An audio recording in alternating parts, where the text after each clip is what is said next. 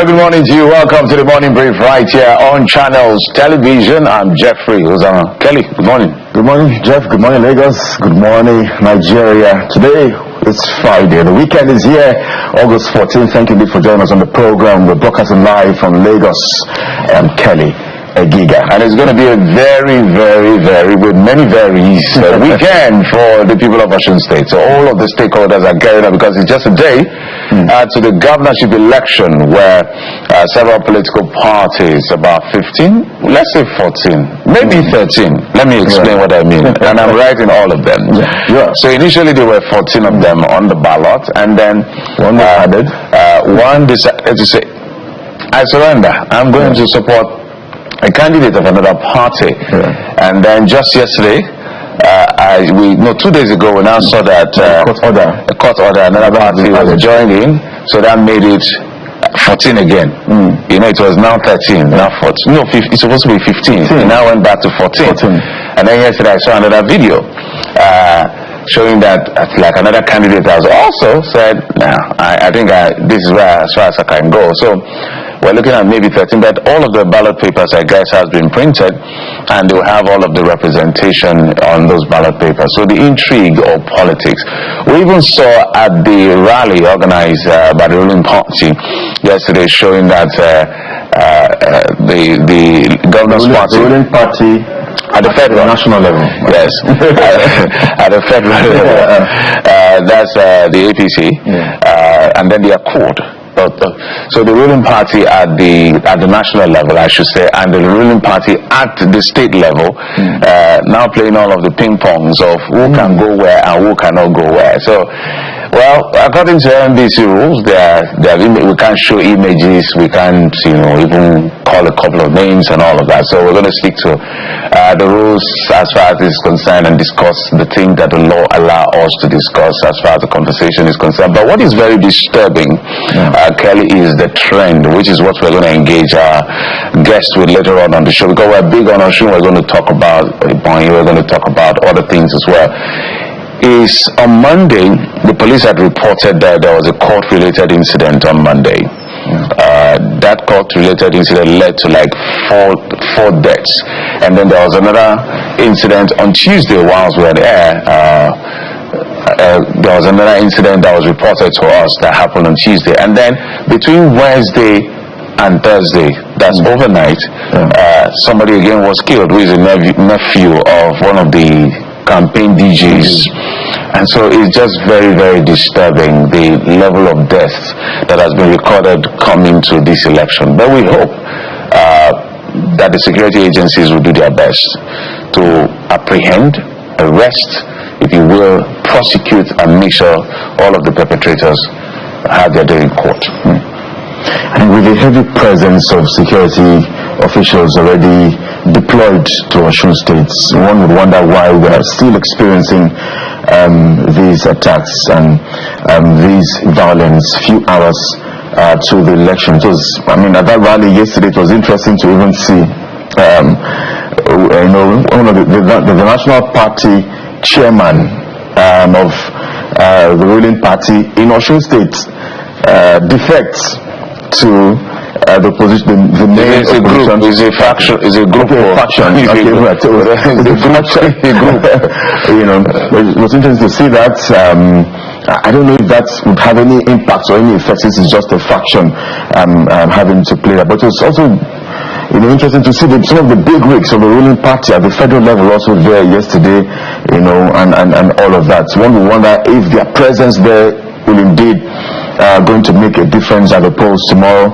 There are questions as to even the ruling party as well was supposed to also hold a rally yesterday. It did not hold eventually. So and the ruling party as well in that state has been complaining seriously about a particular reg that was, I think, deployed from Ebonyi to Osun State, and the person is not listed on INEC's website as one who was supposed to be part of the election. So it will be interesting to speak to election observers later on in the show to just find out exactly what is playing out there. But one thing that we have to condemn and condemn over and over again is this violence. If it's been this big for weeks and months now, one would wonder perhaps just what will play out tomorrow, the big day. Remember that we have a history of violence during elections. We have a history of thuggery on election days. It's in this country where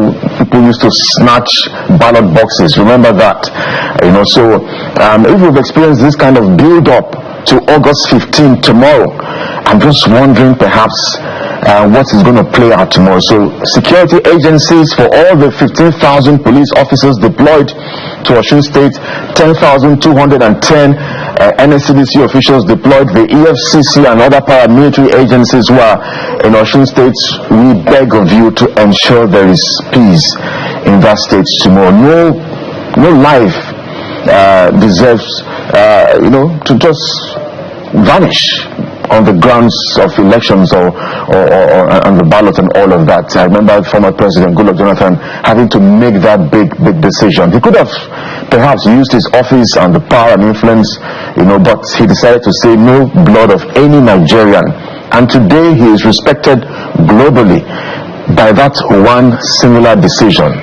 In fact, it places him as a statesman even above a lot of other persons by that one singular decision. So we hope that that election tomorrow is violence free, even though it's hard to believe because of what has played out to the build-up of this particular election. So the people of Osun State, I believe you are resilient. I believe that you will go out and make your case, go out and decide indeed, because there's power in your votes, there's power in your decision.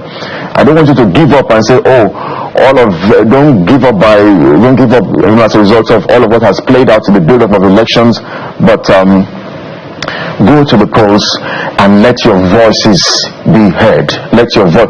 And anybody offering you 5,000 or 10,000 or a bag of rice or salt, remember how the last 4 years has been, and ask yourself if that salt or rice or wrapper, if it's going to help you and your family and your future for the next 4 years.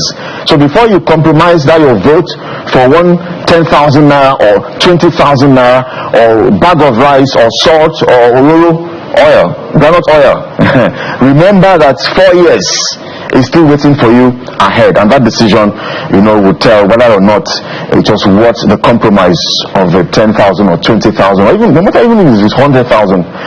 4 years, I'm not sure how that's going to play out for you and your family. So go to the polls and ensure that you get to let your voice be heard at the ballot tomorrow. Jeff. Well, our guys, our team, Channels Television is on ground. We've deployed massively as well for this election, from reporters to everyone who is necessary to cover this election, our cameramen. So we got a bit of a feel of preparations ahead of tomorrow's election, and as far as the security architecture and preparation is concerned. Let's just watch this.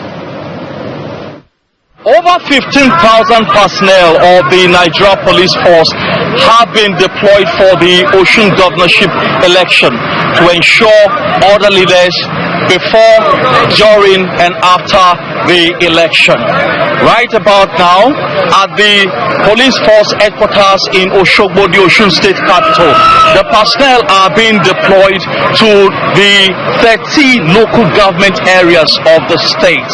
They are now, as you can see behind me, they are upping on their van to proceed to their various local government of assignments. At the moment, Osogbo is peaceful, and the citizens are looking to be able to exercise their franchise without any form of breakdown of law and order. And with the collaboration between the Nigeria Police Force and sister agencies such as the Nigeria Security and Civil Defense Corps, as well as the Nigerian military, it is expected that everything will go smoothly and the citizens will be assured of their safety during Saturday's election. From the Nigeria Police Force headquarters in Osogbo, the Osun State capital. Emperor Simon, Channels Television News. So that's our correspondent, Emperor Simon, reporting for us. They're all on ground, so from INEC to the police to CSO, so everything in between, and even the pulse of the people will be heavy on it. So later on the show. Kelly, we also heard about the Governor Sheyi Makinde picking a running mate in the person of Mama Daura, I think Lawal Daura, who was the DG of the DSS, former DG of the DSS. He was fired by the acting president then. Yomi Shibajo was acting when former president Muhammadu Buhari, God rest his soul, wasn't in the country. I remember that was it should be August 2018 when the DSS in their marks barricaded the National Assembly, and it was very disturbing. You know, if you lived under the military era and you know how coups and all of these things happen, the first place to get to, the first democratic institution to be dismantled is always the National Assembly. Because under the military, you have the executive, this time the military, and then the judiciary will still be active. But what you will not see is the National Assembly. So that really got a lot of people alarmed and worried. And Professor Yomi Shibajo, who I understand is a constitutional lawyer and a professor, senior advocate of Nigeria, couldn't have it, and he said it was a breach of constitutional order and rule of law, and that was why he was fired. But the politics of Nigeria is quite interesting. Sheyi Makinde, the governor of Oyo State, has said is looking in that direction. So there's a lot going on. I don't think, Kelly, right now, it's easy to say we have a clear-cut candidates yet. I have a feeling that something may happen at the last minute because there are conversations ongoing as to how the opposition intends to get Bola Tinubu out of the seat as president. So so many permutations, so many calculations from the politicians. While the president is doing his own permutations and calculations, the opposition is also doing their own. And one of the things they are beginning to say to themselves, which was the original plan that gave one of the parties some level of momentum until they lost it at some point, was the convergence, the coalition as they call it. You know, it took a merger for the ruling party to come into power.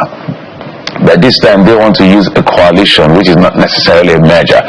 So we're watching and see how that will play out. So the days are still ahead, about 5 months to the D-Day. Let's see what last minute, horse trading, realignments will impact. But what the Nigerian people want is just good governance, right? Absolutely, Jeff.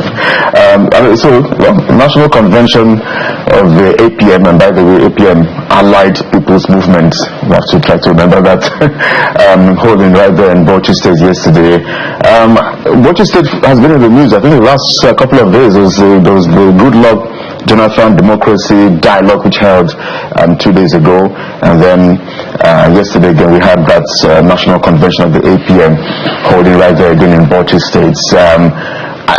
Some people have thought that perhaps maybe the governor of Bauchi State, Bala Mohammed, would have been picked as the vice presidential candidate. Remember, there was a placeholder before the former DG of DSS was picked. Yes, there was a placeholder. I can't remember his name now. Who was holding, and so some have thought that maybe Bala Mohammed Sheyi Makinde would pick Bala Mohammed as his running mate, but he's decided to go in the direction that he has decided to go, and Bala Mohammed is staying as the national leader of the party. He reminds me of President Bola Tinubu. You know, for many years he was referred to as the national leader of, even when there was a president, Congress, even when there was a president, they played their politics. I mean, very, very interesting. Oh my word! So it's interesting to see another national leader of the party in APM in Bauchi State, in the person of Bala Mohammed there. Permutations upon permutations. I'm just wondering how it's going to play out, because those conversions, their talks, their calculations as to how is this going to play out. So it looks like in the north, for instance, if we have somebody from the running mate for Sheyi Makinde is from the north, the running mate to the NDC presidential candidate is from the north, Rabiu Kwankwaso, who has a huge following in Kano State, by the way. We have Alhaji Atiku Abubakar from the north as well. Of course, President Bola Tinubu, who's running mate Shetima from the north as well, Kashim Shettima. So how this is going to play out, I mean, in the coming weeks and months will be really, really interesting.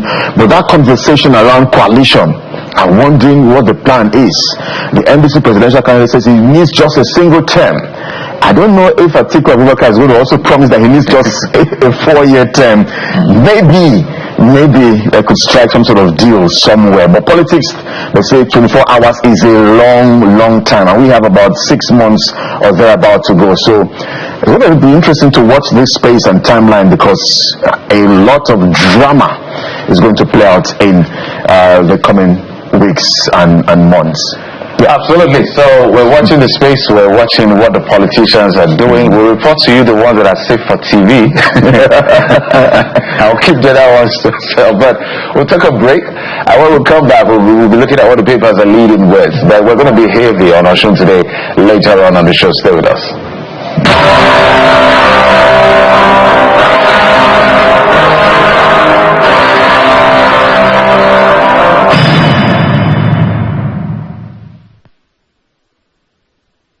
Welcome back. Let's get straight to what the dailies are leading with, and Mr. Dayakitiri is right here to help us break it down. Good morning and welcome to the program. Very good morning to you. Good morning, Nigeria. Absolutely. So let's get straight to this Nigeria. You know, today, because it's the day that embargo has been placed on campaigns, it may be difficult for us to say things that we're supposed to say and represent the things. So we'll code it as much as we can.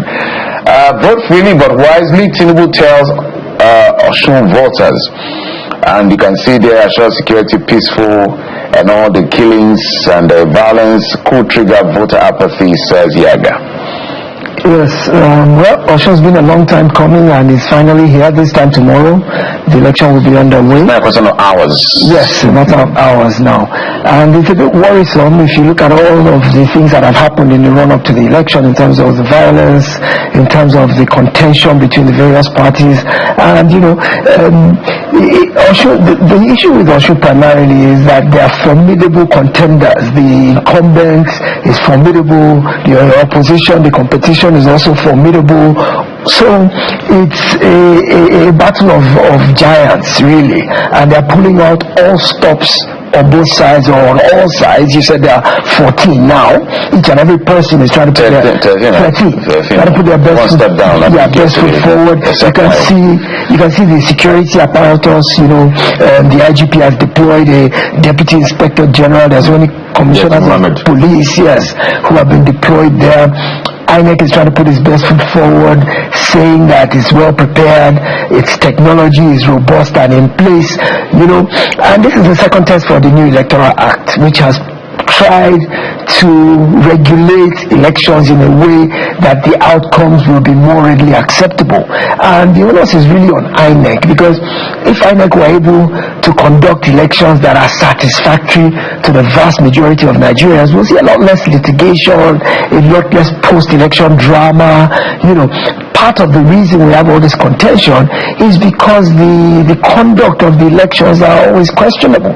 So a lot of the onus falls on INEC to actually carry out. It's not just about election materials arrived on time, the ad hoc staff were there when the time was necessary, and there were 1 or 2 civil defense officers at the polling units. It's a lot more than that to be able to conduct free and fair and acceptable, credible elections. I think that the IGP is pretty committed to the security forces playing a neutral role and actually protecting voters, as opposed to, you know, intimidating voters or voter suppression or being partisan. From what I've heard, the IGP's body language, I think, is really determined that the police forces should play a very neutral role, and as opposed to being you know, used as a tool, that they should actually protect the rights of voters to go to the polls unmolested, cast their votes according to their conscience, and be able to go back home peacefully without fear of attack, of molestation, of being killed or being maimed. Then there's, of course, the issue of ballot snatching. There's also the issue of vote buying, which you alluded to earlier, about a mess of porridge in exchange for your vote, and the effect it has on you 4 years down the road. I think that more is something that we as a people need to be more cognizant of. I don't think it's up to the politicians, because there's always been vote buying, and there always will be vote buying in one form or another. It's not until you come out with 5,000 naira in cash that you are vote buying. It's not until you give a bag of rice that even the promises election candidates make. In a way, is election buying, especially if there are empty promises that they make just to coerce voters to vote for them, and as soon as they get in office, they forget all about it. That is a means of buying votes as well. So I think that will always be with us. So it's very important, or more important, for the voters themselves to recognize the fact that if they exchange that vote for a pie in the sky promise, or a bag of rice, or something that doesn't represent a good possibility for the improvement on their lives, they will be the ones who will be on the losing end. So I think more focus should be paid. That vote buying, police can't really stop it. They can stop it at the polling booth in terms of they see people standing there trying to give money. They can stop that because that's blatant and it's outrightly illegal. But there are more subliminal ways to do it that doesn't violate electoral law. So it's the people who need to be sensitized more to the fact that you don't exchange your vote for an empty promise or for something that's not going to benefit you in the next 4 years. After all, there's no way to even show the party people that, oh, I voted for you, look at my paper. They found a way. Really? They found, maybe not perfectly. When you go to the polling, you see how this game works. They found a way to look for somehow. Politicians are very, very, when it comes to this election thing, as you're trying to plan against them, they are planning to undermine the process for their own interest. So somehow they found a way to look at the way because vote buying now doesn't happen by just sometimes even transfer, sometimes distance. They've just found a way. Maybe we'll do a series of the new ways that people are influenced at the polling.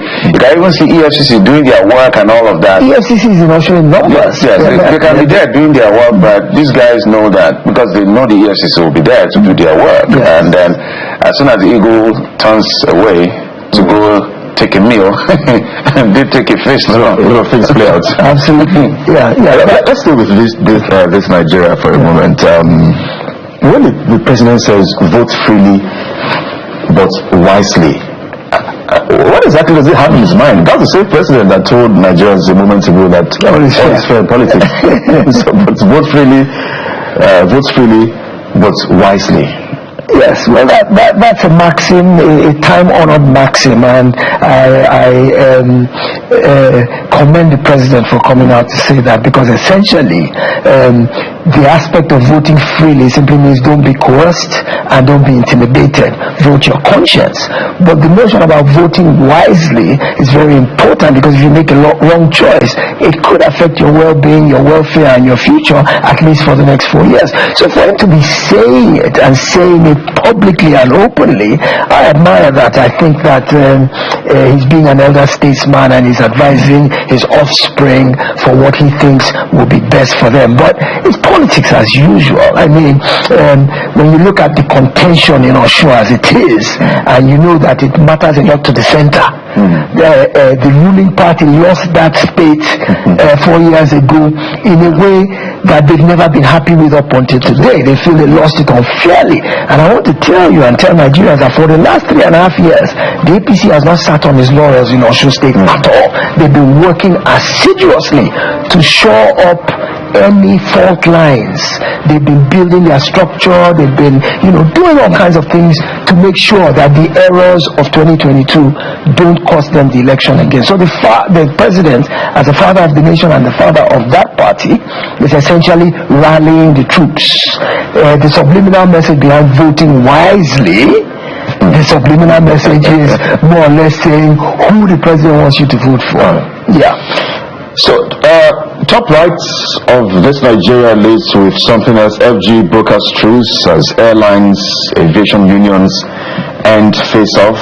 National policing bill, presidency extends submissions to August 21. To speak to these two issues, I like the fact that there is an extension to Nigerians contributing to this bill. Yes. Yes. This is such an important thing in terms of,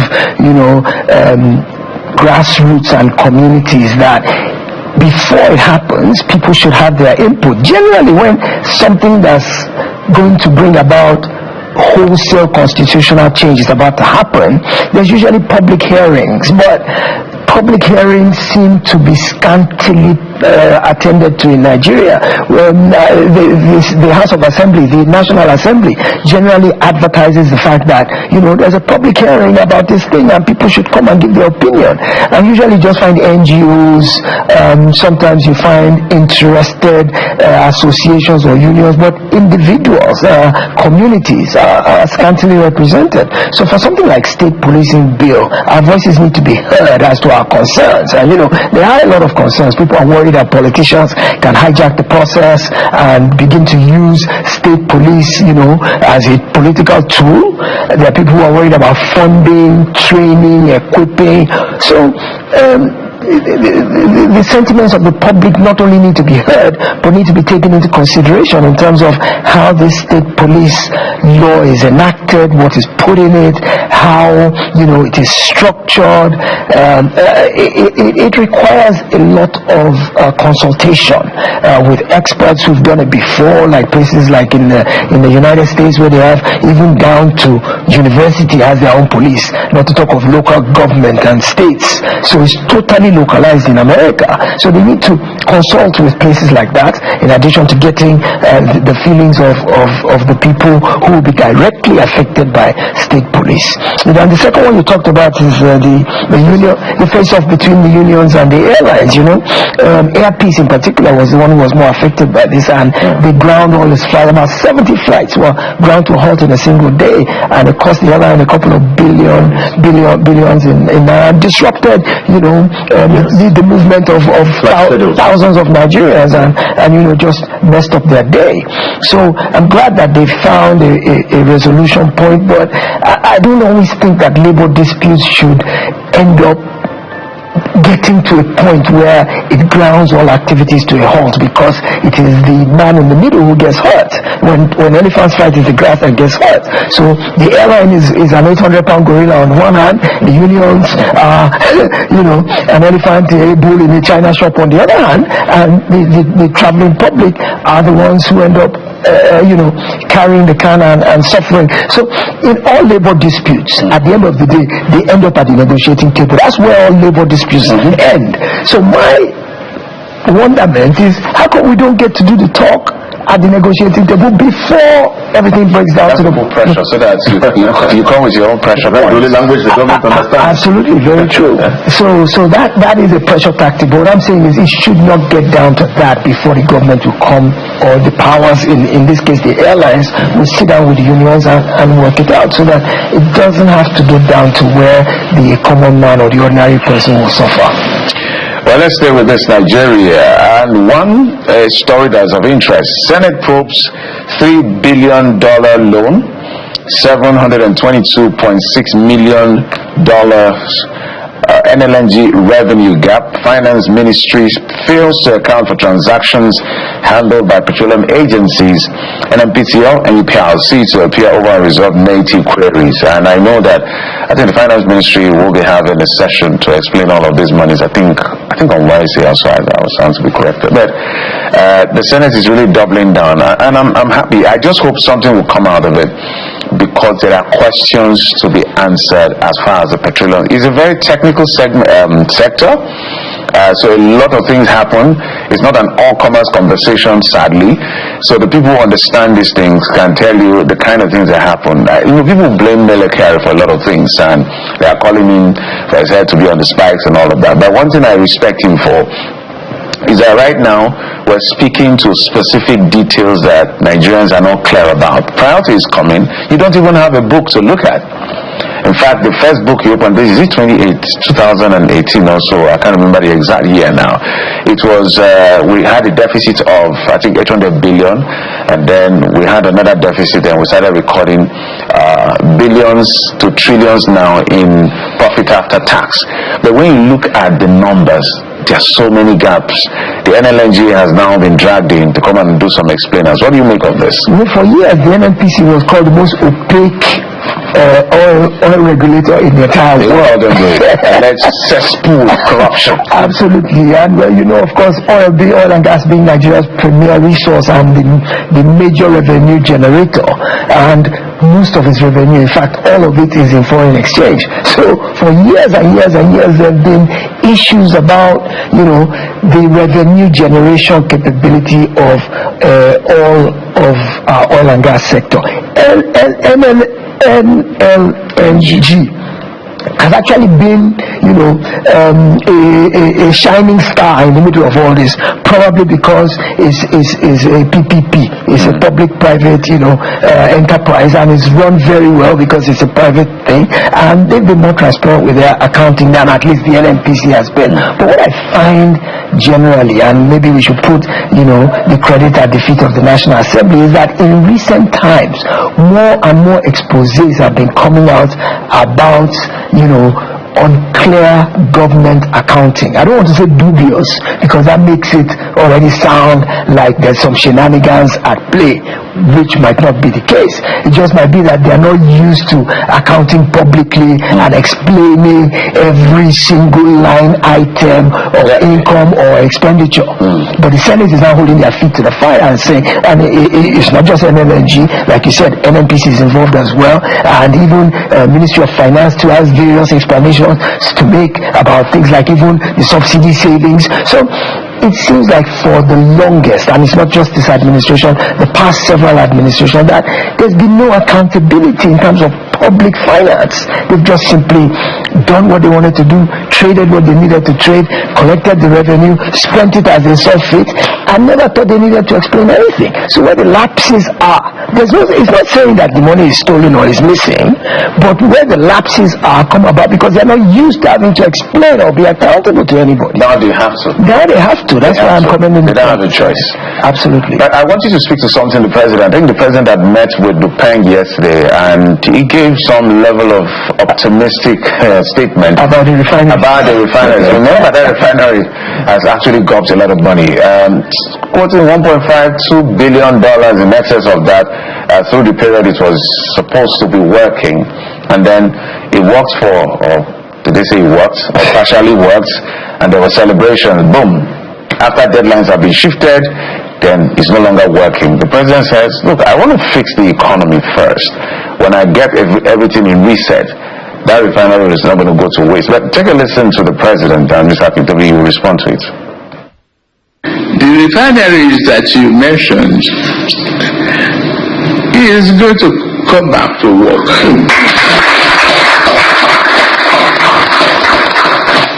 Double clapping.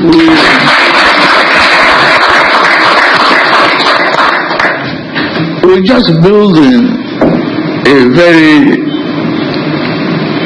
firm reset and structural reworking of the economy of it.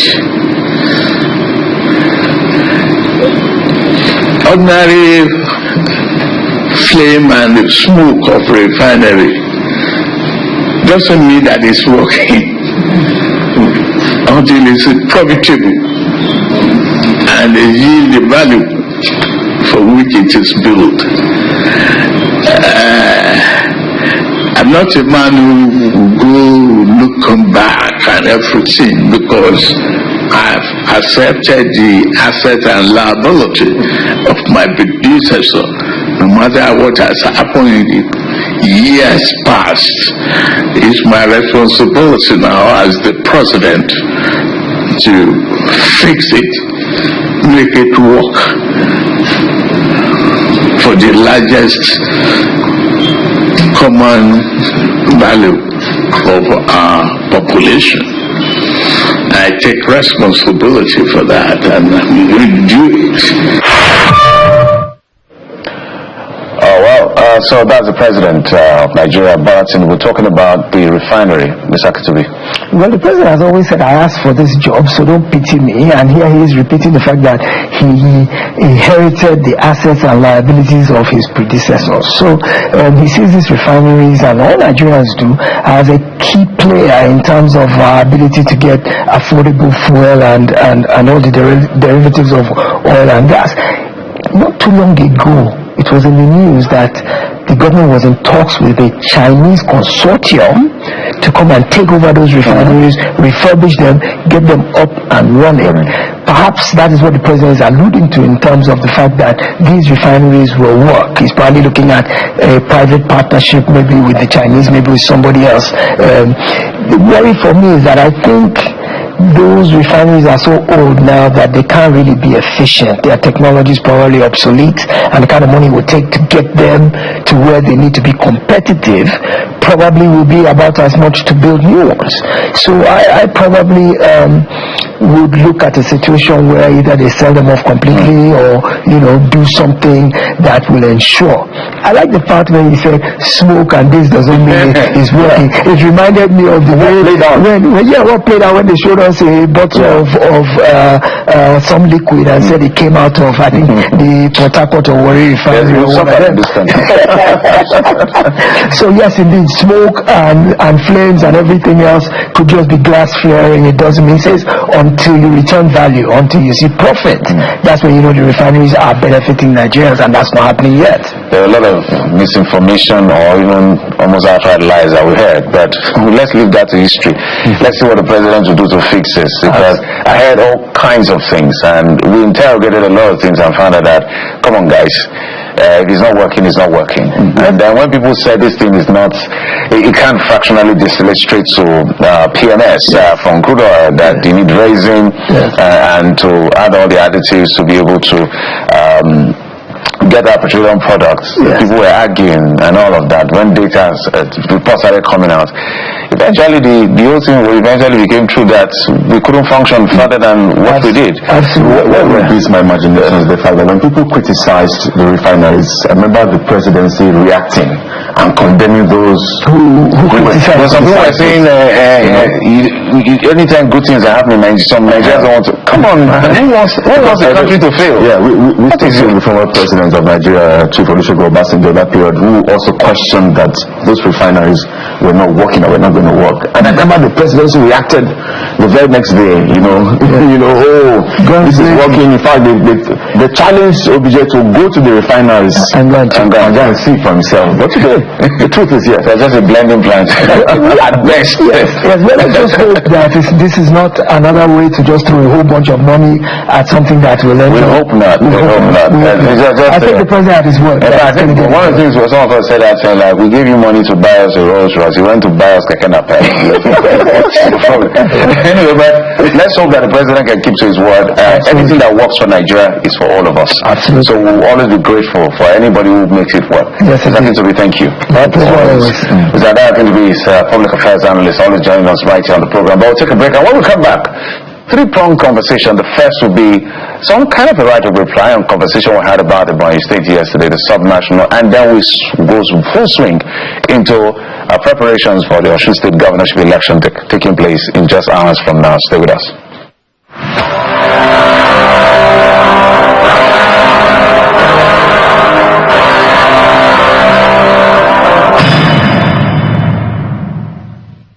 Africa.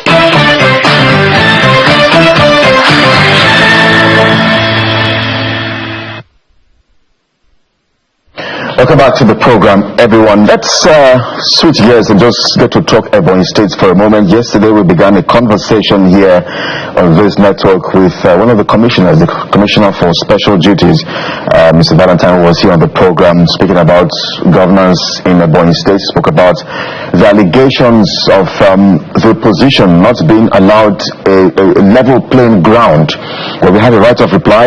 Emmanuel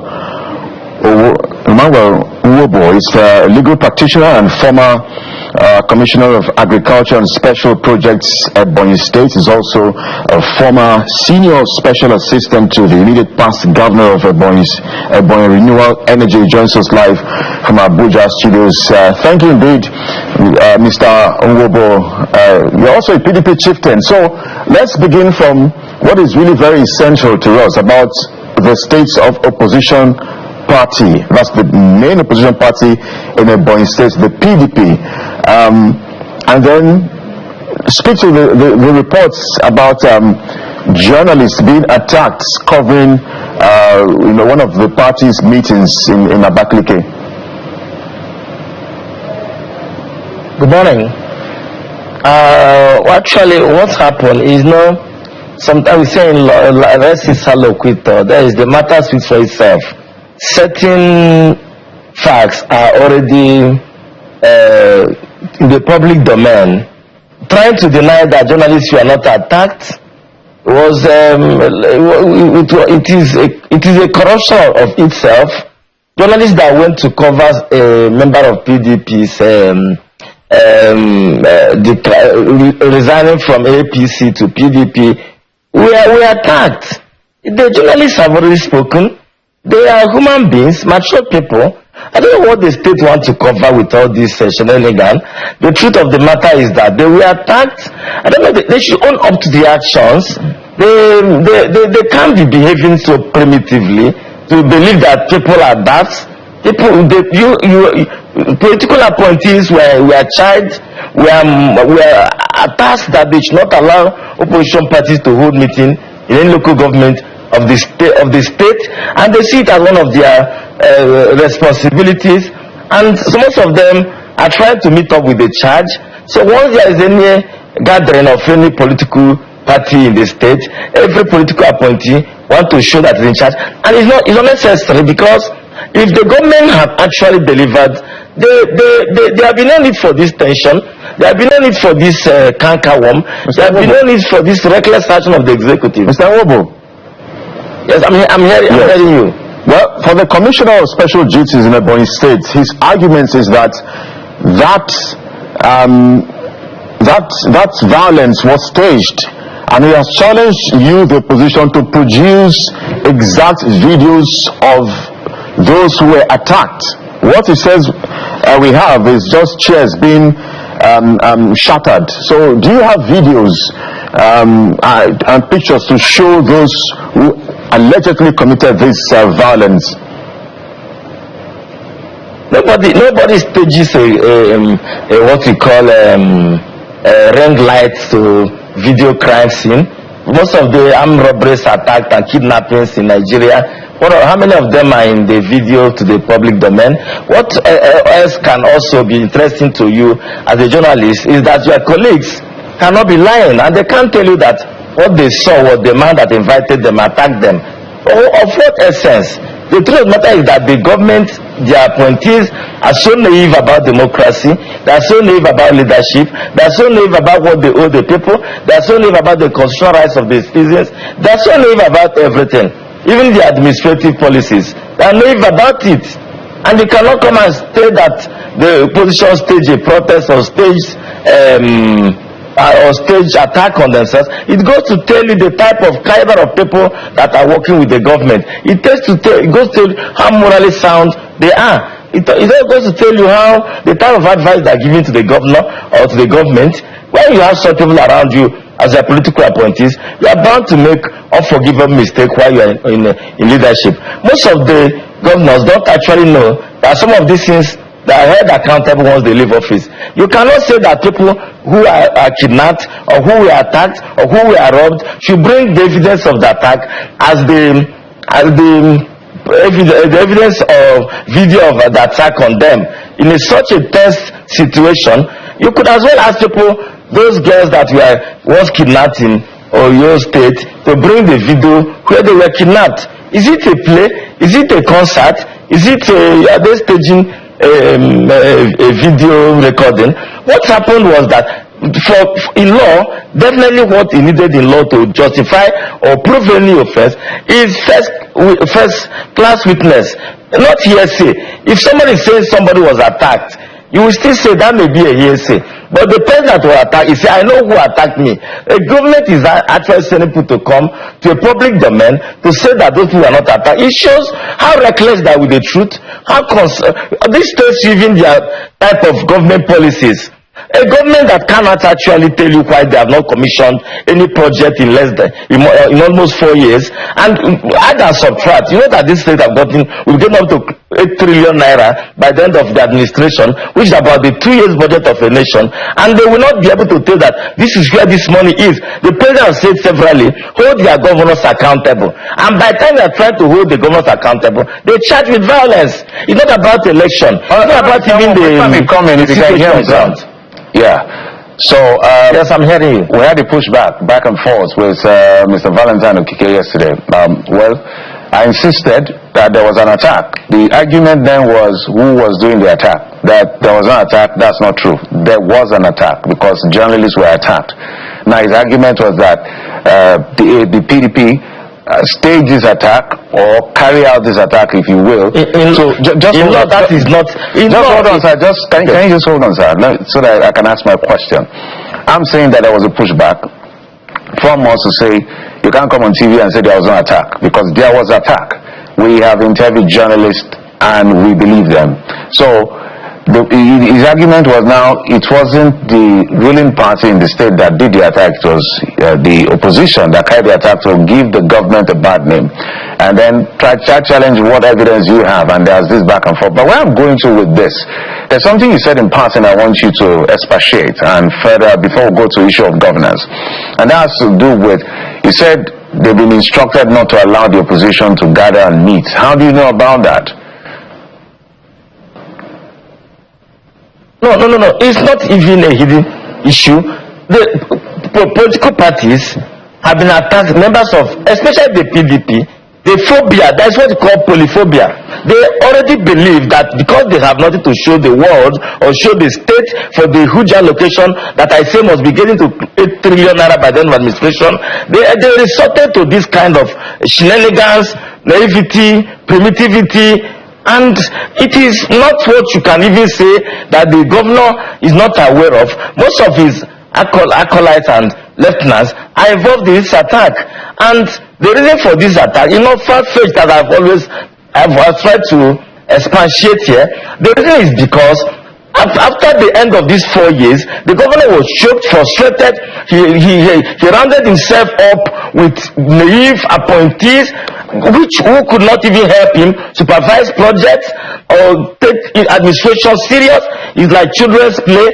And at the end of administration, the same group of people that were not able to help him administer leadership properly by the way the constitution stipulated are now going to cause mayhem on the opposition. They attacked the barrister who is a lawyer cannot come to life. Journalists were there. They were attacked. Recently they went to a chieftain of the party. They even committed a murder of a 4-year-old baby by beating up the wife of the man, and the doctors are there. People that were attacked are there. What is needed in law for proof is the testimony of the witness, of the prosecution witness, which must be transparent and seen in such a way that the person says, I know who attacked me. This denial goes to show you the man that came here was the best the state could produce to defend them. And if the best they can produce goes in such a way to deny open facts, you can now imagine those that are left at home as his appointees. This is a combination and the collection of people, ordinary who don't know about the constitution. None of them knows about administration. None of them knows about the law. Even what you call due process in a contract awards, they don't know about it. And when the men to try to even make a suggestion, they are so naive to the point that I don't know whether they even actually know that the sun doesn't write and set in the state. They are trying to administer the state as an entity of its own, not as a part of Nigeria. Because as soon as a leader begins to do things that is tended to be able to commit genocide or goes against the constitution of the Federal Republic of Nigeria, you know what, that section 40, 77, 33 of the constitution, chapter 4 of the constitution, stipulates that people have the right to gather, as far as you don't have anything to show that these people are gathering illegally. But when it's not political party, the court, even the Supreme Court, the case of ANPP and IGP that was decided in 2007, the Supreme Court said these people deserve to meet, political party deserve to meet and deliberate on their, they don't even need police permit. What they need from police is protection. And it becomes illegal when a leader becomes autocratic and tyrannic to a point that he now believes that the sun rises and sets in his place. This is not the policy of Nigeria democratic process. It's not the policy of our own economic process. The man that came here lacks knowledge of what the law says about the right. But let me come to you. I'm disappointed. Ms. Anwo, let me come to you. You raised a couple of allegations, so we'll leave it around allegations about a child and all of that. When we get that clarity, we'll be able to publish it accurately. But I will give you evidence to that. All right, let's talk about something you mentioned yesterday when we challenged you said, according to you, so let me use your words now. You said, what may have accrued or what will eventually accrue to the administration in the last 4 years, you say it's 8 trillion. Is that what you meant? I said estimately. I'm estimating. I didn't want to give because the administration is not. So averagely, I'm saying averagely, how much does the administration get from FAC? Do they get up to 500 billion? The administration gets a lot of money. No. You're a lawyer. My questions are very deliberate. Okay. How much does the administration get averagely in a month? From what you know, there is no more that the state can get anything less than between 5 to 20 billion. So 5 to 20 billion from FAC, and you can multiply it. So if you say 5, the number of let's even assume without conceding that they get say 20 billion or even 30 billion. If you multiply plus that plus IGR is way less plus from the ecological fund, and though the IGR is messed up in the state, is not. You can't. I'm going to somewhere to say that it's important we put facts around when we say things on national television. So let's even assume without conceding that in the neighborhood of say maybe 70 billion a month, which I doubt it is. I'm using your own number now. If you multiply that by the number of months that has been in government, I don't think it's going to come close to 8 trillion. So where did you get your 8 trillion from? I'm just a bit curious. You can do the multiplication. I said when I bring it to the average of estimates that the other source of fund, including I said for the 4 years in office, check what they get in a month and multiply it by the 4 years in office. Are you talking about and then this? Sorry, sir. Are you talking about this administration? Yes, the president have told you that their money. What do you have as their estimate collection in a month? Do you have it there? You are the one that raised. Okay, I wanted you to defend it. No, I raised it. I said in the neighborhood of 4 years that the state must get something close to that. I was not specific, but I said when you look at the amount that we are accruing to the state in 4 years, that you see the money that has come, that the citizens are asking for accountability, how it was expended, where are the projects, where it was put. A lot of issues are coming up, and the president has said, hold your governors accountable. I'm giving them more money. There's bigger allocation. And the citizens are asking, when you see the president said, we should hold people accountable, where is the money, where is it being invested, how is it being used? The state, the infrastructure is not improving. There's nothing to show that the state is still a state. The environment is dirty and littered. The people are passing through a lot. There's no economic development in the state. The state is in total shambles and looks a shadow of the original state it used to be. So whatever money it is, even if it is 200 million for the 4 years, what is the government should be able to tell the people, this is what I'm doing. It's not just, you don't keep the people in darkness. And when they begin to say we don't have enough projects, nothing is going on in the state, you now begin to attack them because they are telling you to be accountable. And you saw the constitution to be accountable and to protect them.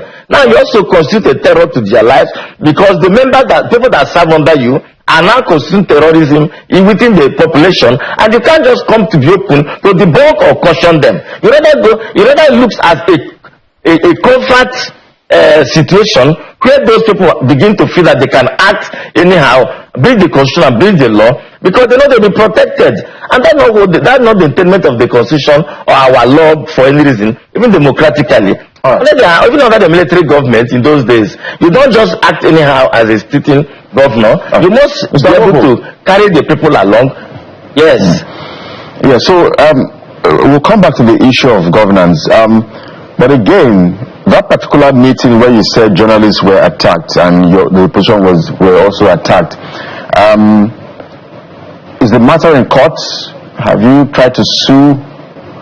The matter with the security, and as I'm talking to you right now, is being investigated, because the proper thing is that the opposition parties, not that they lack the capacity to arrange themselves and go for reprisal, but in my opinion, Nigeria as a country is passing through serious challenge.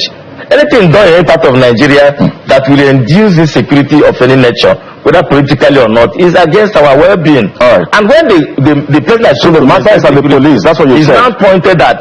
So it's at the police. Yes, the matter is being investigated. It's with the police. Yes. When did this play out? The police are doing thorough job. Yes. When did this play out, and when did you report to the police? How long now?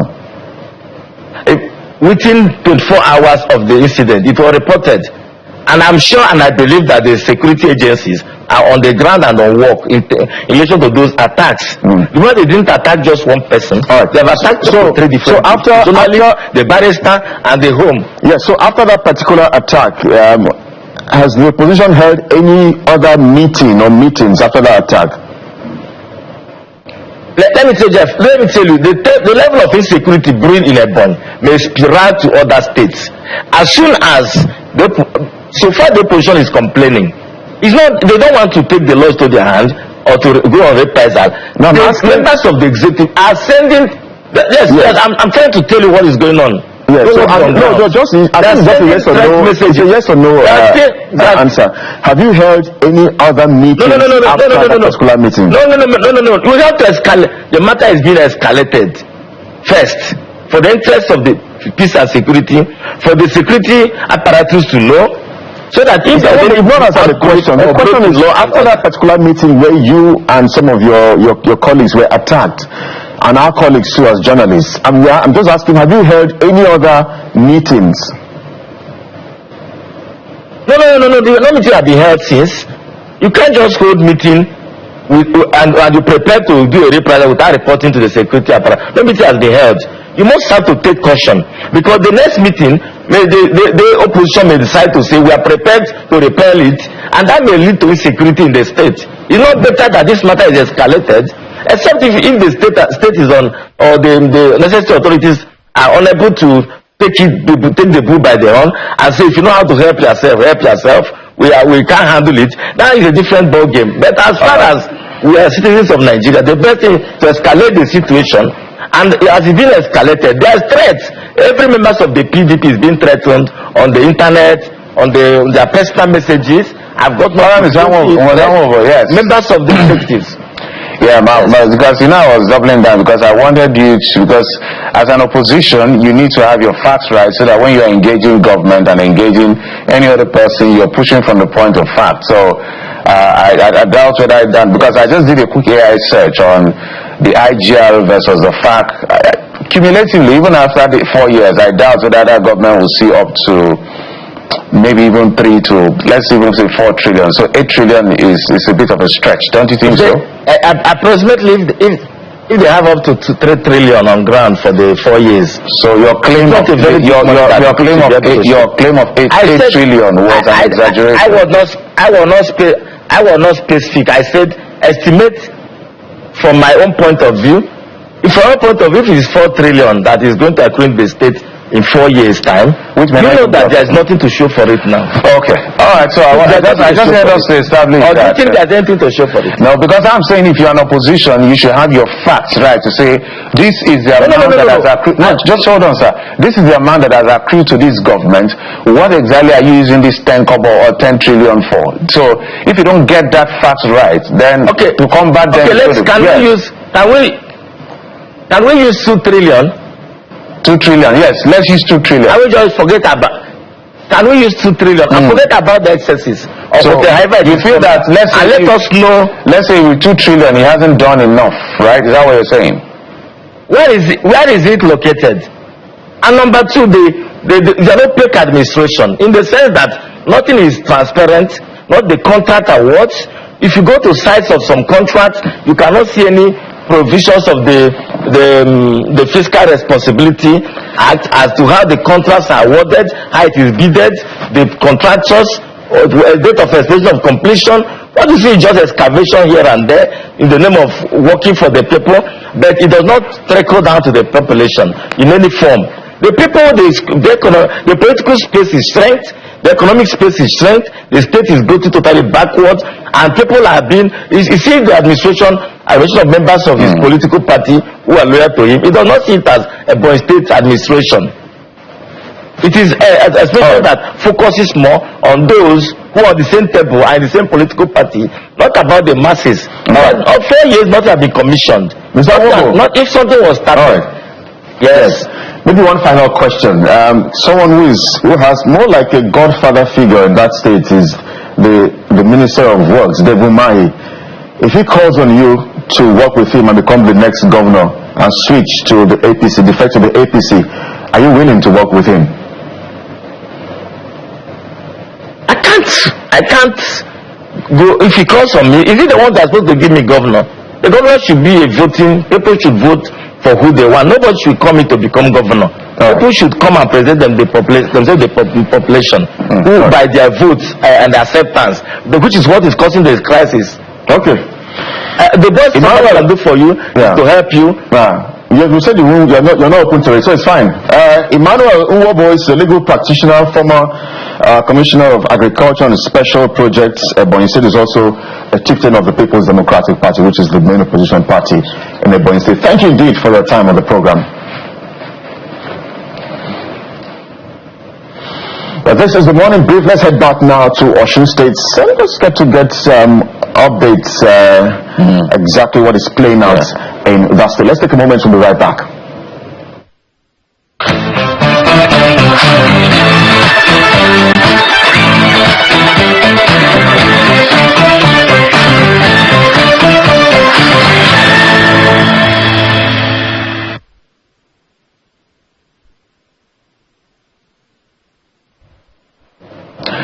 Let's switch gears now from expenditure of Ebonyi State to the big day tomorrow. Lana Arobundede is the Executive Director of International Press Center. He's in Osogbo, the Osun State capital. He's joining us. Arobundede, my apologies. Mr. Larry, good morning and welcome to the program. Good morning, Jeffrey. Thank you. So it's been you've been there for perhaps a week, I guess, and there's been a lot. Close to a week. There's a lot that has happened which I would like you to binge on, and one of which, let's start with the elephant in the room, the very disturbing trend of violence. I know that CSO that reported between 40, 50 to almost 70 incidents of violence, and the death toll has risen to over 30. Some are saying it's bordering on 40. In fact, on Monday, the police reported a court clash that led to the death, I think, of 4 persons. On Tuesday, the opposition party in the state had reported another set of deaths, I think somewhere in Ilesha. And then overnight, between Wednesday and Thursday, there was another incident that led to the death of one of the opposition's nephew, somewhere around SRK.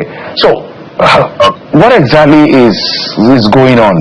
Let me start just that way. Well, we don't really know the number of, we can ascertain now the total number of incidents as well as the total number of deaths or killings. But what is clear is that we've had, threats, and it will seem as if these threats have translated into killings here and there, which is very, very disturbing, very disappointing, and not totally unexpected, because we're talking of election in just one state. It's not even a general election, and we're witnessing this trend. So it's quite embarrassing, and for me, it is a major indictment of the political class, particularly the major parties that are contesting this election. And I say this within the context or against the background of the fact that all these candidates and their political parties signed a peace accord, which was facilitated by the National Peace Committee through the Kuka Center. They were all there, they signed and they pledged to conduct themselves peacefully. But what we have seen is that they've simply refused to rein in all their supporters to allow freedom of expression on the part of all the political parties. There is this Yoruba proverb that says that the sky is big enough for all birds to fly, to do whatever they like. But we're not seeing that. And for me, it's a major drawback of this election. Again, you also look at the fact that we have very, very significant security presence in this state. Everywhere you go, you see policemen on duty, you see them moving around, parading, their sirens blaring here and there. Because we had some media engagements, we were in Ilefe, we were in Elisha, and we saw this, and even in Osogbo, regularly there are roadblocks. You then ask yourself that question, how is it possible for these things to happen in the face of these heavy security presence? That is just the major challenge. And I just hope that the media and civil society groups will try to keep records and indeed investigate. Of course, we expect the police to investigate, but there should be proper documentation of these incidents so that we can know who and who are violating the terms, the letters, the principles, and indeed the spirit of the peace accord. Well, Mr. Arogudade, there's a concern by the ruling party in Osun State about an INEC reg from Ebonyi State, who I think the name is Pauline Ogonyeka, who they are alleging that is in Osun State, and from what they are saying is that this particular lady was not listed among the regs deployed to supervise the elections, and are demanding that INEC explains her presence and activities in the states. Are you aware of that story? Well, I think it's within the right of any political party to lodge complaints whenever they feel that certain things are not being done properly. From the history of elections, and I think based on the based on the assessment of the likely tempo of electoral activities, I do know that INEC has that tradition of reinforcing the team on ground. That is the resident electoral commissioner. They have that tradition of bringing in national commissioners, in some cases state resident electoral commissioners, to help that process. It happened in Anambra State, and when we were there, I knew that the resident resident representative, INEC resident commissioner for Ekiti State was in Anambra. So it's somewhat a kind of tradition. But what we demand as civil society network on electoral integrity is that the process should be transparent and open.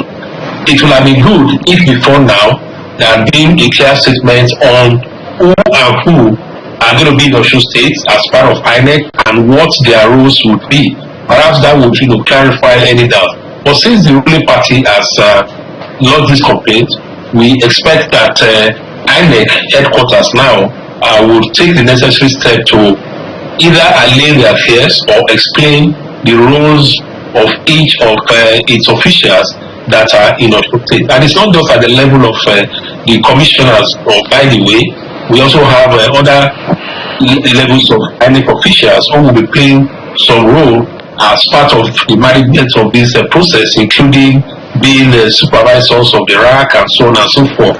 And the election itself is a very big issue in Nigeria. it involves so many technicalities, and it involves so many, personnel. But it's just not too late. What we expect, and we have engaged INEC on this, we told them that they should be prepared for what we call crisis communication in this Osun election process, which means that there has to be regular briefing, and we'll still convey this to them because we still have 24 hours of the election, and it will be good to allay all fears. I think it's an important point you raised about crisis communication. I think it will be helpful to INEC because that's one of the things they failed at in the last election in 2023 that got them a lot of flats. As a matter of fact, the latest or the current national commissioner in terms of voter education, I'm not sure the average Nigerian knows his name. I don't even know what they're doing. All we see from him is press releases.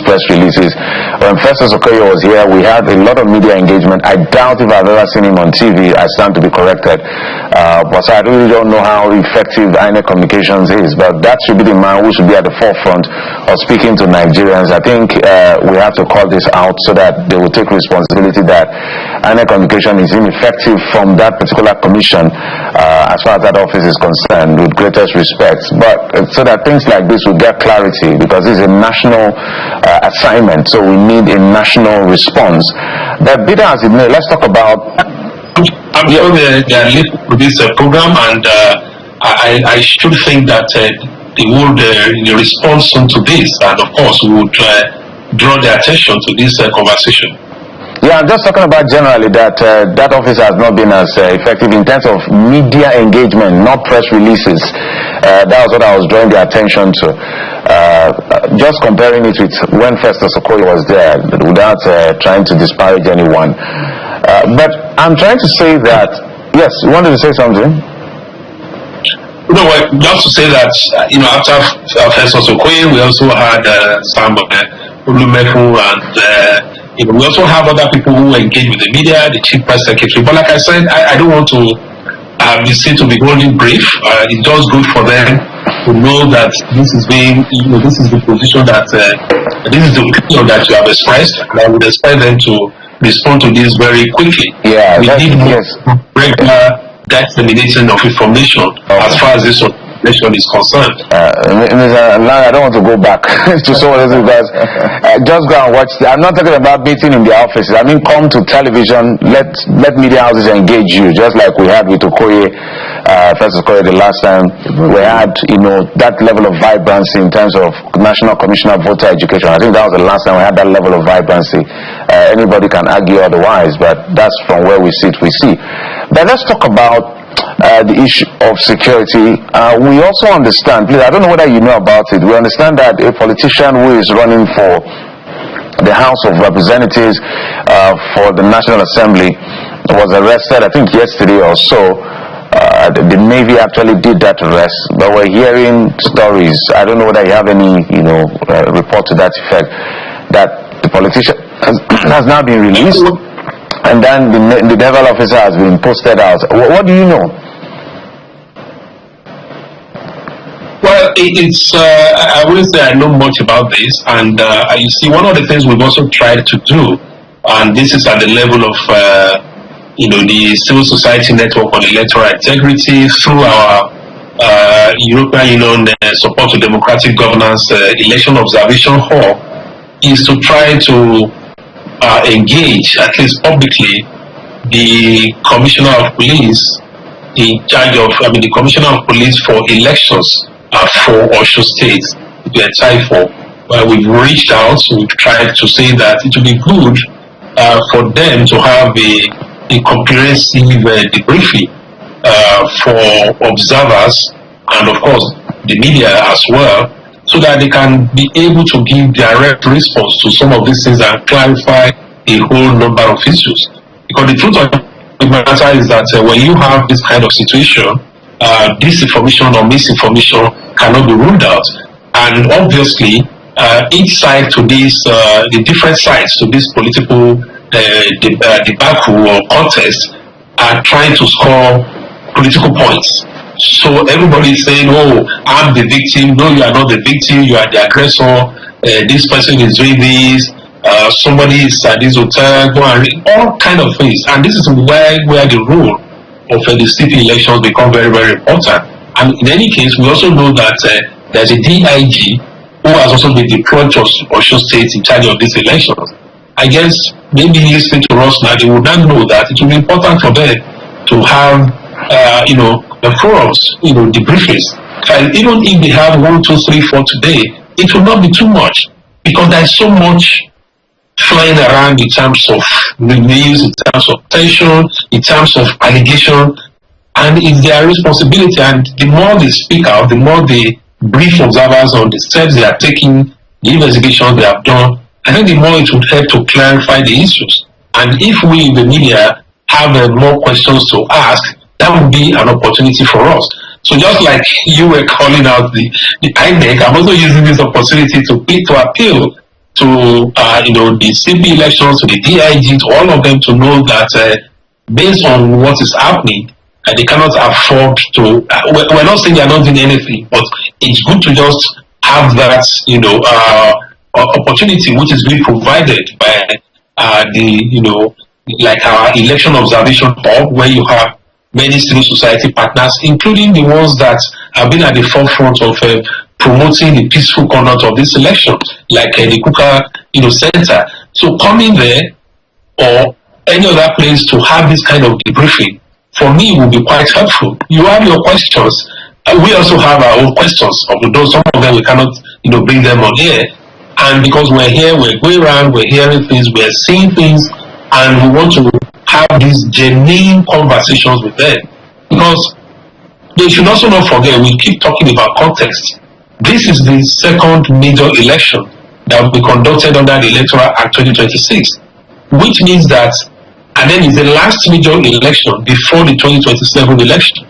But whether anybody likes it or not, this Osun election will be seen as a kind of test case for what might happen in 2027 in terms of the level of trust that citizens can have in the electoral process, in the electoral institutions. All right. And that, when we say electoral institutions, it includes not just INEC, we're also talking of the police, the security agencies that are part of this process, and every other major stakeholders, including the media.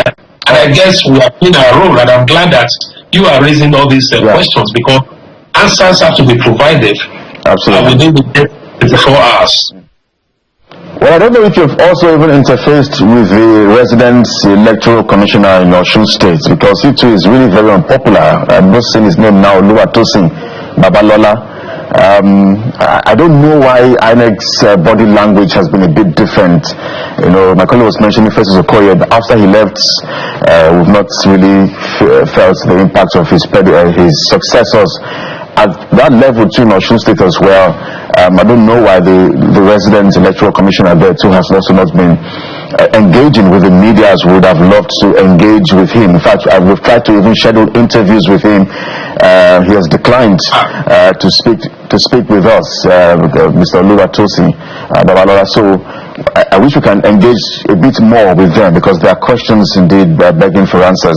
But let me just ask you about the pulse of the people and the atmosphere. Yes, you've confirmed that indeed there's a heavy presence of security officials or personnel. Is that a good thing? Do you think the people of Osun State will be willing to come out and vote tomorrow with this? When, because that heavy presence of military and security officials, and then blaring their sirens here and there, I don't know. There are those who think that some sort of fear can be instilled into the people to say, no, this one that there's police everywhere, this one is, maybe it's really going to be turbulent and violent or chaotic tomorrow. So just stay back indoors and all of that. So I wonder if you think this is a good thing. Do you think the people are resilient, or they're indeed going to come out in their numbers tomorrow and vote? Well, just before I come to that, just a little correction. The resident electoral commissioner is actually a woman, Mrs. Olutoyin Babalola. That's the resident electoral commissioner, and we have certain level of engagements, and we've also had some interactions, with the media. But it will also be good for us to interrogate some of the challenges that they are facing, because there is a judiciary or a judicial aspect to this election. Remember that only a few days ago there was a court ruling that a political party should be put on the ballot, and now that has created its own challenges in terms of timetable. For example, inspection of sensitive materials at CBN was supposed to have been done yesterday morning. That could not happen because papers we learned had to be reproduced to reflect that. Although we had expected that it could have had two sets, knowing that this matter was going to go to court. So again, there are things happening that kind of affects the cycle of information dissemination. But again, I'm not going to hold brief, but we definitely do work with INEC, and we keep pushing all these things so that we can ensure that things are done properly. Now, in terms of the security process, well, it's a double-edged sword, as you would like to say, because on the one hand, it's supposed to give assurance to people that they will be safe, and then they will go out to vote. But if we look at the trend, especially this violence and killings we've talked about, it's possible that it might discourage some voters. But however, looking at the tempo here, it would seem to me that people seem determined to come out and vote for their political parties, and we expect that may likely happen. People coming out and so on and so forth. The difference we see in Osun and Ekiti, for which we have not really gotten explanation, is the fact that in both states you have security deployment, whereas we have many more personnel in Osun. But the approach was different, because in Osun State, while interacting with the Commissioner of Police for Elections for that state, CP Abayom Shubule, he kept saying that they were not going to do show of force, because past experience has shown that may really scare people. But here we've seen a lot of doing of siren, moving around, and all these things sometimes creates tension on its own. We're hopeful that now that we're in the real countdown to this election, just 24 hours away, the police will look at the methodology they are adopting. The presence is necessary, but again, how they are present is what they need to look into. Thank you so much for your insight, as always. The Executive Director of IPC, that's International Press Center. Please tell INEC they are not doing well with media engagement, not press releases. The National Commissioner. So I said what I said so that they will respond. Thank you, sir. We appreciate you. Let's switch gears now to our guy that is on ground, the Topekute correspondent who is standing by in Osogbo, the Osun State capital, to bring us up to speed as to what is going on. Tope, good morning. And I know it's going to be a busy weekend for you already. It has started, and no good sleep as usual. But you've got to do what you have to do. Tell us, what's the latest we need to learn as far as preparations is concerned with INEC and the police? Okay, good morning, Jeff, and good morning, the team. I'm here in Ogoluwa area in Osogbo, the Osun State capital. And we left the crew left INEC office after about 1 a.m. For obvious reasons. The sensitive materials which were supposed to be deployed earlier on Thursday was delayed. The arrival from Abuja was delayed due to the inclusion of SDP on the ballot. So the materials came very late, and they started the distribution very late. Journalists, CSOs, political parties, they were INEC office, and there were CBN, where they were doing the distribution to all the 30 local government areas in Osun State. And I spoke with the National Commissioner in charge of the Osun election, Professor Kunle Ajayi, yesterday. He gave the reasons, and he assured voters in Osun that this will not disrupt the already laid down procedure and structures for the election. Yesterday the Executive Director of Yagasam Itodo was saying the delay would disrupt the logistics arrangements already on ground. But he said it won't disrupt anything. They will ensure that all the sensitive materials get to the registration area centers as of this morning, so that everything can align and they can get to the electoral officials can get to the polling units as early as 8 a.m. tomorrow, which is the Saturday election. It's a bright and sunny day in Osogbo where you are, and there's a lot of movements, but I know that by midnight today all of these movements will be shut down. I'm concerned as to a story that is coming out from Osun State, that there's a particular resident electoral commissioner, Pauline Ogoyenka from Ebonyi State, who is on ground. I don't know if you have any information about that, because the incumbent party is concerned about her presence in Osun State, because they argue that she wasn't deployed to supervise the elections or listed as one of those who are supposed to be on ground, but they are surprised that she's on ground in Osun State. I don't know if you have any idea of that particular story or any reports. And then my second question would be, the people of Osun State, very important. How are they?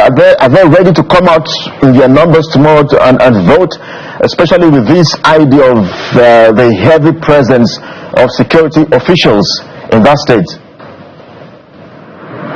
Okay, first, I don't know anything about the Ebonyi Resident Electoral Commissioner, but at the CBN yesterday, I saw a lot of resident electoral commissioners from other states. I saw that of Ekiti, I saw that of Abia, and I saw some other national commissioners from Abuja. So I don't really have any clue to the Ebonyi Resident Electoral Commissioner, but I can assure you that from what the national election officer said yesterday, he said to get some other resident electoral commission to support the INEC here in Osun State to ensure that everything goes smoothly, and so that we can get everything on time and ensure smooth process of the electoral process in Osun State. However, your second question, yesterday and on Wednesday also, I went around the city. I spoke to residents who said they've been assured by the police that they should come out and vote. There won't be violence, even though there are every presence of security operatives here in Osun State. According to the police, we have about 15,000 personnel, on ground to monitor the election, and they also said in each polling booth there will be at least 4 police officers manning the polling stations, aside the NSCDC who are also on ground, and the EFCC officials. So for the residents, they are optimistic and they are eager to vote on Saturday and discharge their civic responsibility, because they've been assured that it will be violence-free, and they should they have nothing to worry about when they want to come out to discharge their civic responsibility. You talk about Kuti live for us in Osogbo. Well done to you and the team, and we'll touch base with you in the coming hours, as the day goes by. Well done to you, and please stay safe.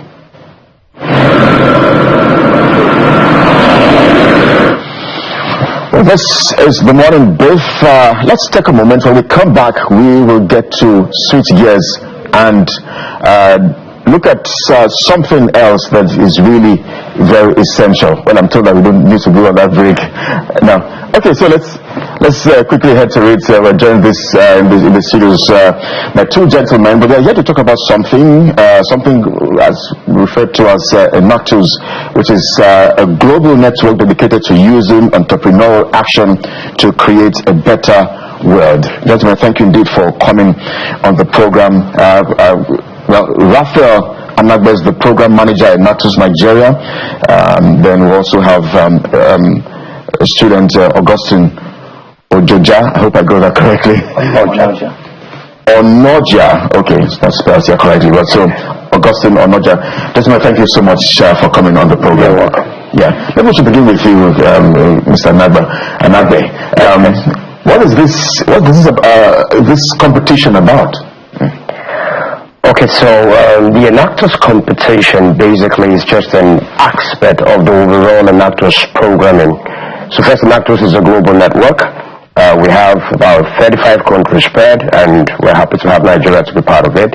So what we basically do is engage directly with young undergraduate students and help them develop their innate skills and talents to become best versions of themselves. So basically that's what we do. So the competition is just a culmination of all the activities that's happened within the year, that the teams come together to showcase what they have done in terms of problems they identified in their communities, the innovative solutions they created, how they're applying to the problems and the solutions, the outcome they're getting in addressing those problems. Basically, that's what the ENACTUS competition is all about.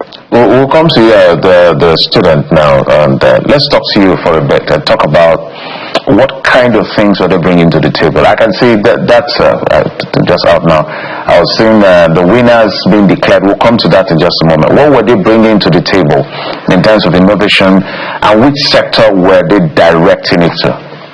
Oh, okay. So first, ENACTUS is not a particular sector focused. Yeah, I understand. That's number one. So the students are at liberty to create problems that actually address the sustainable development goals. Solutions, you mean? Create solutions. Yes, create solutions. Yeah, that address everything around the sustainable development goals. Okay. So a typical example with the national champion team yesterday, the Ahmadu Bello University, what they have done is engage farmers in the community in the far north that are farming tomatoes. Okay. They understand that there is the challenges of pests, and what they have done is think around what they can do in terms of creating a solution that will address the farmers' problems of pest attack. So they created a particular pesticide that is helping address that problem for tomato farmers specifically. And thereafter, they have discovered that, okay, we have done this, and this has supported the increase of yields of tomatoes for these farmers. But there's that other challenge where they can't take all of their harvest to the market. So there is a particular percentage of it that goes to waste. So they asked themselves, so now that we have helped them increase their yields and there is another challenge, what do we do? They went ahead to create another solution that helps add value to that particular product, tomato. So they have a system that transforms the raw tomato from the farm into either powder or a paste tomato. So basically that's what their project was all about. That's quite impressive. Let's come to you, Mr. Anaja. So it's your school, right? Yes. And you are the team lead. I'm the project manager. You're the project manager. Yes. Okay. So I can call you team lead or project manager. Project manager. So congratulations to Ahmadu Bello University. Who was the first runner-up? Was that first runner-up? Okay, the second. That was University of Calabar. University of Calabar. Malabites and Malabases. So let's talk to you about, because it's quite impressive. So on one hand, you guys produced what could help with issues around pests and all of it. So is it preventative, or when it infects, it kills? So that's one layer of the question. And then the other part I'm quite interested in is post-harvest losses. That is a major problem nationally. It's not just, it's a big issue. Talk to us about the first one, because you're the project manager, and the second one. All right. So for our project, what we tried to do was to address the whole tomato value chain. So we realized that if we solve this problem individually, then we might not be able to make a meaningful impact. So we looked at the whole problem from different phases, and the first phase was the pre-harvest loss. So from the angle of the pre-harvest loss, most of these farmers, they lose large amount of tomatoes as a result of pest attack, and the major pest is Tuta absoluta. So we were able to develop a solution called neem pest, and how it works is basically that it has different mode of action. So for what we currently have in the market as pesticides, most of those products have single mode of action, which is probably usually through direct contact. But for us, what we developed is a solution that has multiple mode of action, that even when it is ingested by this organism, it can also destroy it. And that's very important because the habitat of this organism, it's found within the leaves. So if your solution does not get to directly come on it, then there is a high possibility that it will not be affected. So that's what leads to a lot of inconsistency in eradicating this pest among farmers. Then for the angle of the post-harvest loss, basically what we did was we looked at the whole problem of tomatoes not being able to last beyond 3 to 7 days in Nigeria. And then what most farmers end up doing is that they slice these tomatoes on bare floor, and when they slice these tomatoes on bare floor, they dry it and then they begin to sell. And products like that are not healthy for consumption because of the presence of microbial organisms and other things that can affect their health, that can affect health issues. So what we did was to develop Tompa nutritious foods. So Tompa is a brand that transforms fresh tomatoes into different products, into different tomato products that can last long and then also retain its natural value and taste and color. I'm just impressed listening to you. Literally. Thank you, sir. I like that because in this part of Nigeria, the southwest particularly, we do not joke with our peppers and tomatoes. So this is really incredible. But so it works for only tomatoes, actually? No, it doesn't work for only tomatoes. So the reason why we're emphasizing on tomatoes is because that is the major occupation of the community that we're trying to solve their problem. So currently, it also works for fall armyworm, which is a major pest for maize plant. Okay. Yes, so that's another plant that's very common in the north. So basically for this particular community, they are tomato farmers. They are one of the largest tomato farmers in Katsina State. The name of the community is Kukanmi community.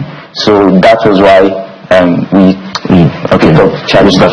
How challenging was this for you and your team having to put this together? I imagine there would have been some sort of barriers and obstacles.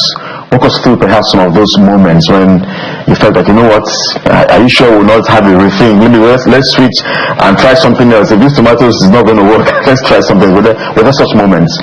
A lot of them. So personally for me, first of all, I'm a medical student, so trying to juggle what I'm studying and then agriculture project. Yes, and agriculture is something that was very difficult for me, but I was able to pull through. Then secondly was the fact that we stay in Zaria, that's Kaduna State, that's where our school is, and then the project we're implementing was in Katsina State, and the distance was also kind of a barrier, so we had to find our way and navigate through. We're in constant transit from our school to that community to make sure we do the proper needs assessment, understand their problem, develop the solution, went there to implement the project. So it was actually a whole lot. And then for us as a team, basically there are issues of financial constraint, managing people, and then developing the project itself. So there is the aspect of, you have an idea, but then theoretically the idea seems easy or seems very good, but when you start implementing it, it becomes you now see a lot of problems that you might have not foreseen before. So those are some of the things we're able to battle with to be able to come up with a current solution. Let me come to the order of the matter. There are a couple of questions, so I'll come to you on let's talk about what was the idea in terms of how many schools participated. Was there like a funding model for them, because it talks about finances? Is it that you give them some level of funding, then see how they can build from that funding? Because they're going to go for the world contest. We'll come to that in just a moment. So talk to us about participating schools. How many people entered? How many people made it to maybe the finale and eventually day one, especially the funding model? Thank you very much. Yes, on the ENACTUS program in Nigeria, we have 35 countries and 35 institutions spread across about 25 states in Nigeria. And for the competition yesterday at Echo Hotel, it started at the beginning of the year. So what we do is we engage the teams, and for the outcome of whatever project they're going to build, they get the guide from the get-go. So the structure for this year was to ask all our participating teams to send in their action entries, that's their ideas, in terms of projects that they're intending to implement. And we reviewed all of that and gave them feedbacks. Why do we do that? Because there is a project implementation criterion that ENACTUS has. So students are not at liberty to just implement projects randomly. So that is expected to be done to give them that sense of guide, to tell you that, okay, this is a nod to what you're doing, it makes sense, and it has a lot of potential. So we did all of that with all the 35 schools, and at some point there was a reduction of in that number to top 6 outstanding innovations. These top 6 outstanding innovations, which ABU was also part of, received seed grants. So we gave them seed grants in 2 categories. The first was just to encourage them and put them in that place where, as brilliant as this idea is, they are able to make an attempt to actually activate implementation. Thereafter, we monitored them, checked what they did, and requested, okay, let's see what you have done with the little we've given you. And there was that level of improvement of what they sent to us as a report. And there was a second tranche of another seed grants to help them actually take that innovation to a particular level. So the 6 of them that showed up yesterday in Lagos actually had something very outstanding, just the way he's speaking about his project. And also, out of 35 institutions, the journey started from the beginning of the year. We reduced to 6, and today we're sitting here with 1 as a national champion team that will represent Nigeria. The seed grant is in what region? $7,000, $500. Okay, so the seeds grant, as it's called seeds grant, wasn't much. The first tranche was 150,000 naira, Nigerian naira, and the second tranche was 200,000 naira for them to, improve on what they've done. The goal is not to hand them the resources to do the projects, because the ENACTUS methodology is hands-on. We believe whatever you do, you learn doing, stays with you forever. So in the process, they are challenged to learn the skills of fundraising, they're challenged to learn the skills of community engagement, and also the seeds grant was just to inspire and encourage them, but they know that in the course of implementing their project, they are saddled with the responsibility of thinking around the resources that are required, both financial and otherwise, for them to be able to implement their projects to the level that is desired. And so basically that's how it's going to be a global contest in Brazil, right? There's going to be a general... Yes. Are they going to still pitch this same... Exactly. So being a global organization, the same project criterion we have here in Nigeria is what all the 35 countries are using. Yeah, so the national champions, just the way we did the competition yesterday, the rest of the other countries are also doing their competition to determine their own national champion team. So they take this project at the global level and they use the same criteria, it's the same project, and they compete amongst their national competition teams across the world, and the world champion emerges at that level. This is very impressive, finding solutions to problems and challenges that concern Nigerians, especially farmers. Is there any plan to perhaps pitch this to the government? I expect the Minister of Agriculture, for instance, to be interfacing with people like you. That's a very good question. ENACTUS can't operate without partnerships. We have a lot of corporate partnerships, and we have also made attempts to engage the government with regards to partnerships, public-private partnerships, to support these noble ideas. We currently have conversations with NASENI that are actually championing the advancement of innovations from young people like this. That is work in progress. It hasn't come to pass. But in the area of government, I think the Nigerian Content Development and Monitoring Board, which is an agency of the government, it's one that we have actually had partnerships with over the past 2 years and in different programs entirely. So yes, it is work in progress. We actually reach out for those partnerships, but again, when we reach out, it doesn't mean it's going to happen because they should quote it. Tell us exactly how they are, so that we'll call them out. Yes, so that they will know that this is very serious, because we know how government parasitos can be with this kind of novel introduction. I think that if you're bringing this on board, I think you're solving challenges for millions, especially farmers at that level. Yeah. So I think that the government should be listening to you more. So if there's, please tell us exactly how it is. Okay, so I think engagements like this are one of the opportunities for the government to listen to us.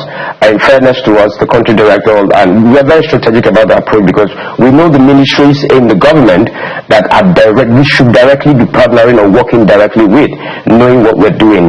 We have the Ministry of Innovation and Technology, we have the Ministry of Youth and all of that. But again, just as we're talking about the bureaucracy of the government, and sometimes maybe what it's like their goal at that particular point differs from what we're doing at that particular time. So we are not stopping at knocking at the doors of the government. And again, I look forward to the fact that conversations like these are being, listened to by them, and they're taking opportunity from it to say, okay, let me even look at this organization and ENACTUS in Nigeria. How can we actually do? Onoja, promise us that you and your team will bring back that global tournament trophy. Right. When you go to Brazil. Promise Nigeria. Definitely, we're winning the World Cup. Yes, we're winning the World Cup. So there's something we believe. I'm asking you this question. Let me tell you why I'm asking, so that you know how to promise Nigeria. The male football team, for instance, did not qualify for the World Cup. Right. The female football Super Falcons yesterday again, for the first time, I think since 1991 or thereabouts, did not qualify. So promise Nigerians that this global tournament, you will go there and raise our flag really, really high. Sir, if there is one thing I can confidently say is that ENACTUS Ahmadu Bello University is always the 1% of the 1%, and we are ready, we're always ready, and we believe that this year is our year to win the World Cup. Well, wrapping up, just before we go, I wanted to ask you, the products you produce, what you produce, is it environmentally friendly? Is it human friendly? Yes. Has it been tested to show that if mistakenly you ingest it or inhale it, that's the right word? It doesn't harm anyone? Yes, sir. Okay, I wanted to be clear. Yeah, so I was going to say that, for us at the office in Nigeria, this year we said is the year we win the World Cup. We have been here for the past 25 years, and we've been consistent at the World Cup participation. We've come second, we've come third, we've come fourth. Unfortunately, we've not won the World Cup, and we were very deliberate about this year to say that, okay, how do we get to win the World Cup? So whatever we've done this year strategically, the seed funding, engaging the teams, we're all part of the process that are culminating to the fact that we look forward to going to the World Cup and coming back gloriously. Beyond the World Cup, beyond the World Cup, are you also looking at talking to private organizations, because that's where scaling comes in? It's just like what is doing is like what the fintechs do. They do basic solutions at small levels, and then they get funding, and then they become unicorns. I don't know how that is measured in agriculture. Exactly. Do you have that model as well beyond competitions as ENACTUS? So that's the overall impact of the program. So if they just come on these ideas and nothing happens, and so there is that strategic sustainability plan even on the campus, because definitely he's going to graduate. The question is, you have graduated as an ENACTUS student, you created a project while you're on campus, what's happening about the project and all of that. So we have created a system that allows us transition innovations that are at this level to become successful business enterprises, because that's the only way we can guarantee that the problem that you are addressing with that innovation will forever remain and will be sustained. So yes, there are pipelines where we're allowing the opportunity for ideas like this to meet angel investors, potential investors, and all of that to support with funding, so that it can grow from where it is to become that real business that will continually address that particular problem that is being experienced in that particular location or community. Just finally, if there's one young Nigerian, young person watching this broadcast right now, do you want to say something to that person? I wonder what your words will be. I will tell them that about the ENACTUS program, it's basically transformational. How can they come on board? Okay, come on board the ENACTUS program. So basically, it's in two categories. For students that are on campuses that there is an ENACTUS program already, all they need to do is to look out for the team and, take an advantage on the opportunity for recruitment and become members. Or if you are in an institution that you do not have the ENACTUS program on you can actually reach us on our website, enactus.org.ng, and we have our contact link. You can just send a message and we'll respond from our end. We want you to get the program on your campus. We have to go now. We're rooting for you. Make us proud, make Nigeria proud when you go to the tournament in Brazil. Rafael Anaga is the program manager in ENACTUS Nigeria, while Augustine Onoja is the project team manager at Madu Bello University, which is the winner of the ENACTUS Nigeria Advanced Stage National Competition. Congratulations again to you. Congratulations to both of you. But just before we let you go, what are the financial incentives for being the World Cup winners now? I mean, how much are they winning? Sorry, I like money to talk about. Okay. Well, for the ENACTUS competition at the national level, at the international level. So at international level, it's a determining factor by the global head office. Okay. Yeah. So we're yet to get the details around that, but yes, there's always that level of a cash prize to support them in doing whatever they're doing. So, thank you. All right, so thank you so much. Congratulations again to you. Well, that's the show, everyone. Again, our eyes, our ears are on the ground in Osun State, where it's a big day tomorrow, where the people of Osun State will be heading to the polls to cast their ballots and determine exactly who becomes the governor of that state and lead the state in the next 4 years. And we have a team on ground spread across the 30 local government areas of Osun State. We're going to bring you live analysis and commentaries from our studios here and our makeshift studios right there in Osun State. Jeff. Well, that's it. We'll keep our eyes. We hope nobody's going to get hurt yet again. The police are on ground to make sure that everybody is protected and preserved as the state should be. Osun people, it's your choice. The ball is in your own court. Everybody can say what they want to say, but the exclusive preserve is on you to make a decision for your future in the next 4 years. That decision cannot be made by anyone else, and the electoral umpire will do their best to ensure your decision is protected. So do Nigeria and the people of Osun State and everyone a favor by stepping out to vote for candidates of your choice. Well, but thank you for your time and company on the program. Enjoy your weekend. I'm Jeffrey Uzama. Sunrise Daily is up next at the top of the hour. Bye-bye.